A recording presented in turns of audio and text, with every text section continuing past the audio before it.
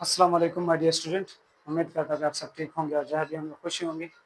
तो सबसे पहले तो हम क्या करते हैं, सॉरी करते हैं। और सॉरी किस लिए कि इससे पहले वाले लेक्चर यानी लेक्चर 11 के पार्ट 1 में हम आपको एक चीज़ समझा चुके थे कि ग्राफ की बात कर रहे थे। अरहेनियस इक्वेशन से हम ग्राफ बना रहे थे। एक वाला ग्राफ ये था कि लॉग ऑफ बेस ए के वर्सेस 1/t के बीच, और एक बात हम कर चुके थे लॉग ऑफ बेस 10 के वर्सेस 1/t के बीच। तो यहाँ पर हमने टी को क्या कहा, टाइम। ये टी नहीं है, ये हमारे पास क्या है, टेम्परेचर है, क्योंकि हम अरहेनियस इक्वेशन में टाइम की बात नहीं करते, वहाँ हमारे पास टेम्परेचर की बात होती है।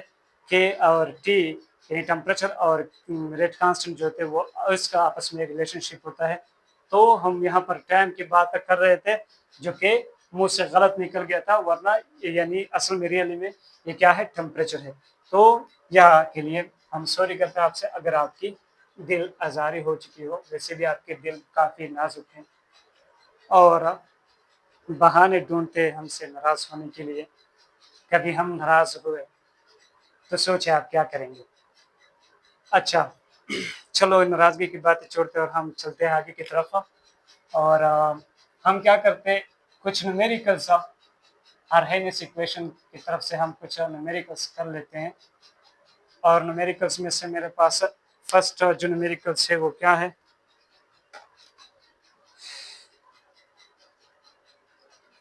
एक क्वेश्चन है।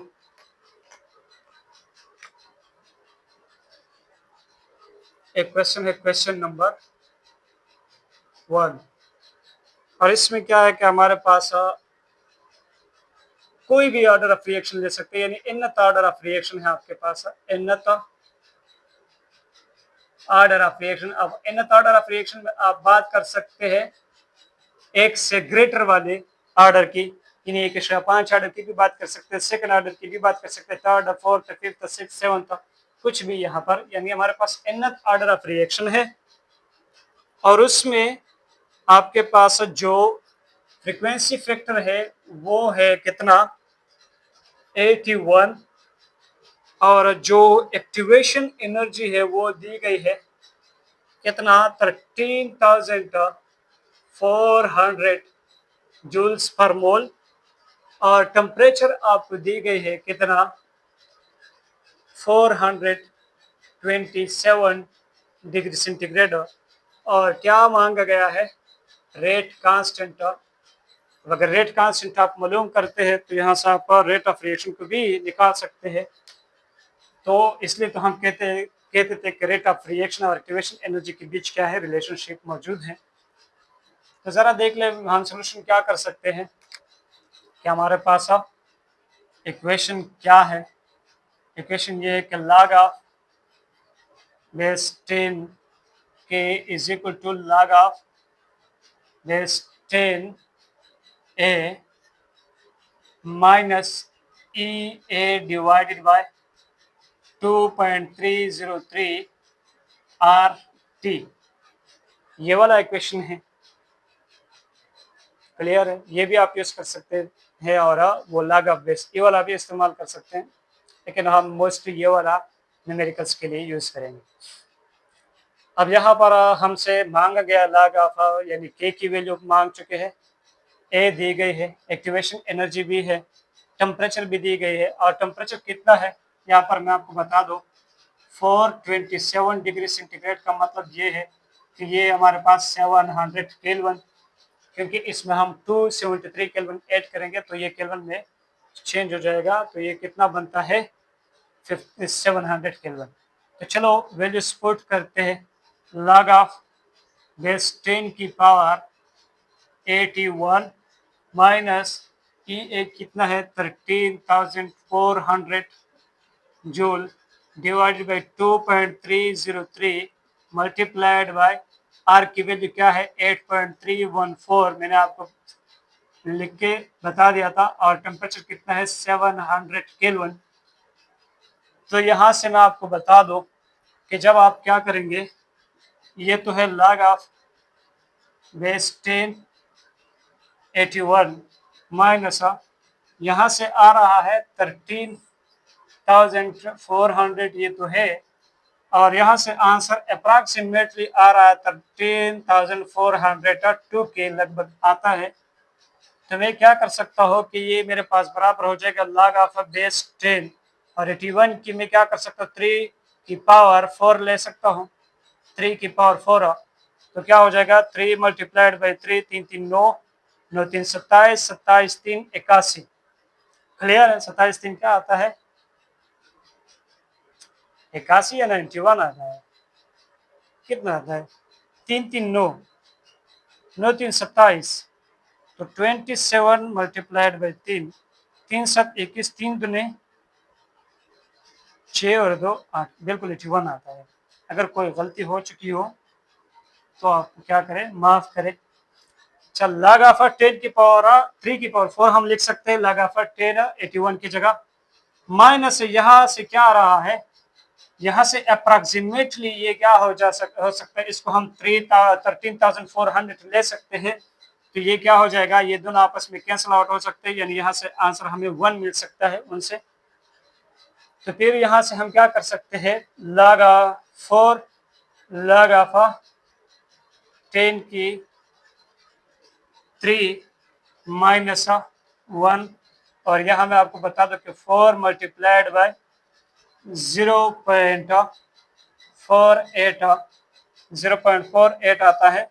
log ऑफ बेस 10 की 3 अप्रॉक्सीमेटली 0.48 आता है, और यहाँ से करेंगे -1 को, तो 4 मल्टीप्लाइड बाई 0.48 यहाँ से क्या आता है, मैं ज़रा कैलकुलेटर से इसको देख लो, मेरा कैलकुलेटर किधर गया, ये है।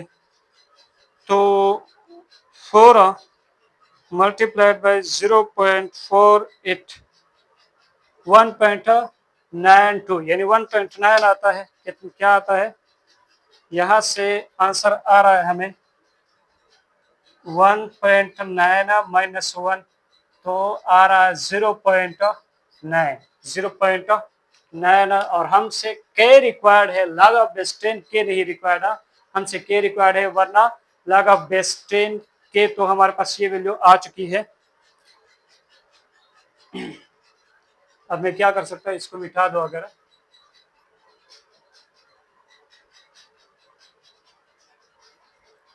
तो जरा देख ले हमारे पास log ऑफ बेस 10 के की वैल्यू क्या आ गई, log of base 10 K is equal to 0.9। अब आपको पता है कि log ऑफ बेस 10 x अगर बराबर है y के, तो ये किसके बराबर हो जाएगा, x बराबर हो जाएगा 10 की पावर y के। तो यहाँ हमारे पास x कौन है, k है, x कौन है, k है, और y कौन है 0.9। तो मेरे पास k बराबर हो जाएगा 10 की पावर 0.9। सो ये हो गई हमारे पास k की वैल्यू फॉर दिस रिएक्शन। अगर मुझे थोड़ा बहुत ये लगता है कि मैंने न्यूमेरिकल्स में कैलकुलेशन में कहीं पर गलती की है, तो आप लोग ज़रा चेक कर लें और मुझे भी बता दें अगर गलती हो चुकी है। इसके साथ हम एक और क्वेश्चन को कर लेते हैं यहाँ पर जल्दी से।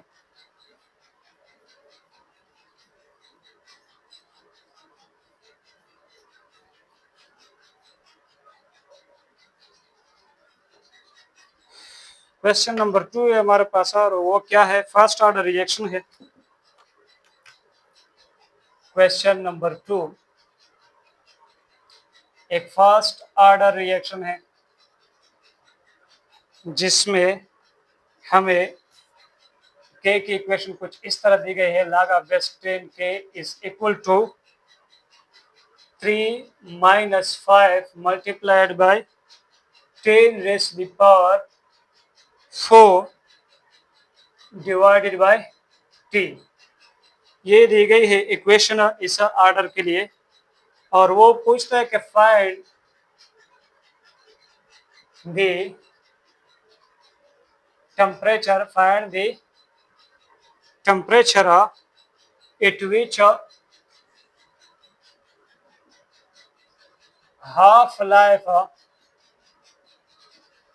at which half life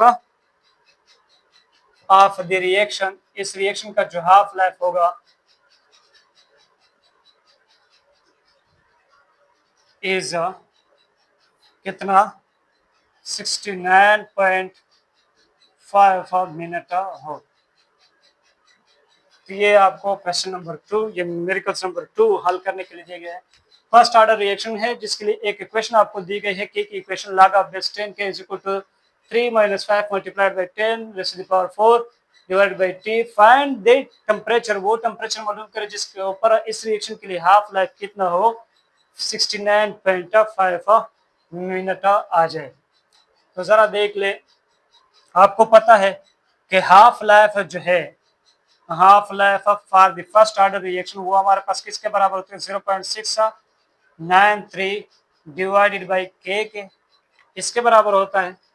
तो यहाँ से हम क्या कर सकते हैं, के वैल्यू को मालूम कर सकते हैं, K is equal to 0.693 divided by T1 divided by 2 और T1 यानी यहाँ से 0.693 T हमें कितनी बता गई है 69.5 मिनट T1 डिवाइड बाई 2।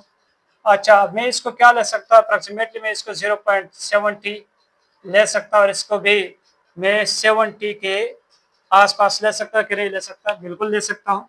तो मेरे पास के बराबर हो जाएगा, के बराबर हो जाएगा 0.70 डिवाइडेड बाय 70, ये बराबर हो जाएगा 70 डिवाइडेड बाय 70 मल्टीप्लाइड बाय 100 और ये बराबर हो जाएगा 1 डिवाइडेड बाय 10 की पावर 2 और ये बराबर हो जाएगा 10 की पावर -2 के, 10 की पावर -2 के। तो मेरे पास के की वैल्यू बराबर आ गई, के बराबर आ गई 10 की पावर -2। अब हम क्या करते हैं, इस 10 की पावर -2 को इस पूरे एक ऊपर वाले इक्वेशन में हम इसको इस्तेमाल करते हैं, ऊपर वाले इक्वेशन में। और ऊपर वाला इक्वेशन जो है, मैं दूसरे पेन को चेंज कर लेता हूँ। ऊपर वाला इक्वेशन मेरे पास क्या है, log of base 10 K is equal to 3 - 5 multiplied by 10 raise to the power 4 divided by t।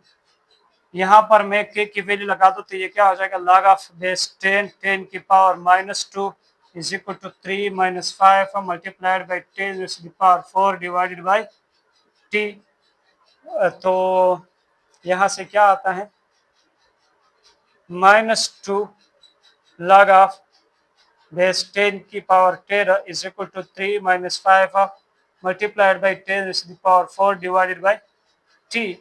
ये क्या हो जाएगा, -2 इक्वल हो जाएगा 3 - 5 multiplied by 10 raise to the power 4 divided by t। आपको पता है कि log ऑफ बेस 10 का 10 हमारे पास 1 के बराबर होता है। तो यहाँ से हम क्या करते हैं,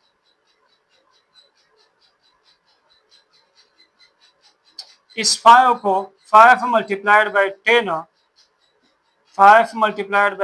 रेज़ टू द पावर 4 इस टर्म को हम इधर लेकर आते हैं डिवाइडेड बाई t के साथ इंक्लूडिंग टू t और इस 3 को यहाँ पर छोड़ते हैं। यहाँ पर इसका साइन जो है यानी -5 है, तो इसको जब हम इधर लेकर आएंगे तो ये पॉजिटिव हो जाता है और इसको जब हम माइनस से इसको उधर लेकर जाते हैं तो ये क्या हो जाएगा, पॉजिटिव। से ये क्या हो जाएगा, 3 + 2 हो जाएगा। अब हम लिख सकते हैं कि 5 multiplied by 10 raise to the power 4 divided by t बराबर हो गई 5 के। या इसको हम इस तरह भी लिख सकते हैं कि 5 divided by 5 multiplied by 10 raise to the power 4 is equal to t। तो 5 मल्टीप्लाइड बाई 5 डिवाइड बाई 5 वो कैंसिल हो जाएगा। तो t हमारे पास क्या आ गई, टेम्परेचर जो है वो हमारे पास आ गई 10 की पावर 4 केल्विन, यानी 10 100 10,000 1010 10,000 केल्विन आपके पास टेम्परेचर है। ये हो गई आपका t। तो उम्मीद करता हूँ कि ये क्वेश्चन भी आपको समझ में आ चुका होगा और इसके साथ हम करते हैं इस लेक्चर को वाइंड अप। एक छोटा सा और भी क्वेश्चन था, लेकिन यार क्या करें, एनर्जी बिल्कुल ख़त्म हो चुकी है और प्यास भी काफ़ी बहुत ज़्यादा लगी है और अब जो टाइम है आई थिंक 12 PM होने वाला है या 12 के ऊपर होगा। तो आपने जो केमिकल काइनेटिक्स पढ़ा है इसमें आपसे कुछ भी नहीं रह चुका है। सिर्फ हम ये छोड़ चुके हैं कि methods which is used for finding order of reaction, कुछ ये ऐसे मेथड्स होते हैं, 4 मेथड्स है, और वो हम छोड़ चुके क्योंकि वो हमारे सिलेबस में कहीं पर भी मेंशन नहीं है। हमें वहाँ से कुछ भी ऐसा ग्लो नहीं मिला है कि हम वो डिस्कस करते, वरना अगर ऐसा कुछ ग्लो मिलता, जैसे कि आज के इस लेक्चर के लिए लेक्चर 11 है जिसमें हमने अर्हेनियस इक्वेशन को डिस्कस किया है, ये रिएक्शन यानी ये रिएक्शन हमें एक और नाम में हमें सिलेबस में मिला था। तो इसको जब मैंने देखा तो वहाँ पर मुझे ये nth ऑर्डर फर्स्ट ऑर्डर की बातें नज़र आई, जो अभी मैंने इस 2 क्वेश्चन में आपको समझा दी। तो इसके लिए फिर मैंने आपके लिए 0th order, first order, second order, इस तरह nth ऑर्डर समझा दिया और इसके 2-3 लेक्चर आपके सामने किए मैंने। तो जो था आपके सिलेबस में केमिकल काइनेटिक्स के लिहाज से वो हम इंशाल्लाह पढ़ चुके हैं।